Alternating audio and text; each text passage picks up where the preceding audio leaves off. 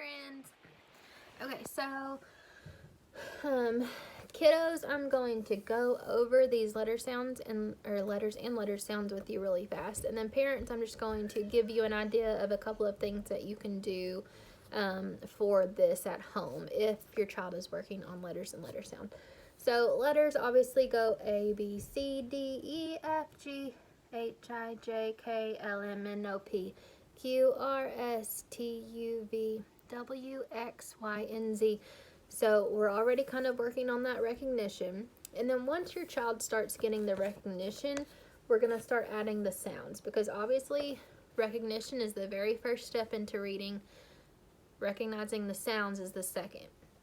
So these two are the most important skills that a child can have when it comes to beginning reading steps. So the sounds are obviously, there's numerous ways to make numerous sounds. So, but there is a universal way that the students are taught to know the basics of what's the sound supposed to say, or what that letter is supposed to say.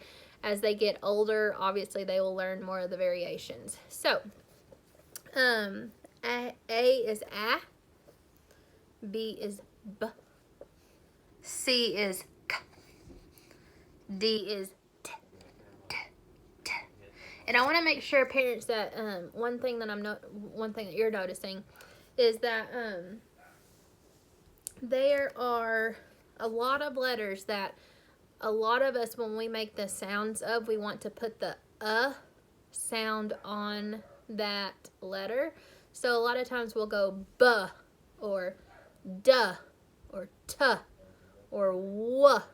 So if you hear me, I'm putting that extra sound on it, and the only letter in the whole alphabet that should say that sound is U, okay? That's the only letter that should say it. So anytime you're making any of these other sounds, we really want to try to refrain from adding that extra sound onto it. Now sometimes it's just something that we do down here because we're Southern, and you know we like to draw out all of our letters. But and honestly, it wasn't even anything that I really noticed until I was older and went to school and had to learn all of this. But just kind of pay attention. You're going to start hearing yourself do it more often. But so instead of saying buh, you say p, p, p. You're just really using just the air. Okay, so we're not going to say buh. We're going to say p, p. So a, p, k, k, k. You just want to hear that air. T, t, t, t. Not duh. T, t, t. Eh. And really show your kids how to position their mouth. If they're having trouble making that sound, it's probably because their mouth is not formulating it correctly. So make sure you use like the cues, like on make sure they're biting their lip.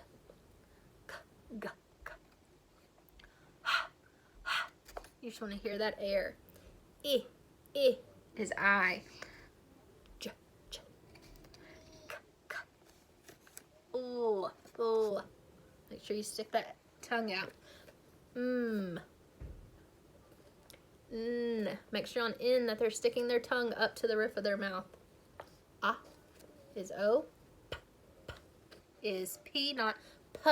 It's P, P. Q is Qua. Qua. R is not R. A lot of us want to say R, but it's S is S. T is t, t, t, t. You just want to hear that air. U is Remember, the only letter that actually says V is v, v. They want to bite that lip again. W is qu, qu. X is like a KS sound put together. So it is like ks, ks. Y is yeah, yeah. And Z is z, z. So you just really want to make sure that they're making those sounds short and sweet, and that they're not drawing them out to give that extra sound, because pretty much all of these letters can have that extra sound. But when it comes to eventually putting those letter sounds into word formation, the more that they draw out the sounds, the harder it is going to be for them to be able to make blends and digraphs and all the stuff that comes into reading one day. So just know that this is a good little way to learn. I also wanted to let you know that there are numerous like YouTube videos, apps, all kinds of stuff that are just focused on letter sounds. So if you ever just want to engage them in learning some letter sounds, feel free to look up some YouTube videos.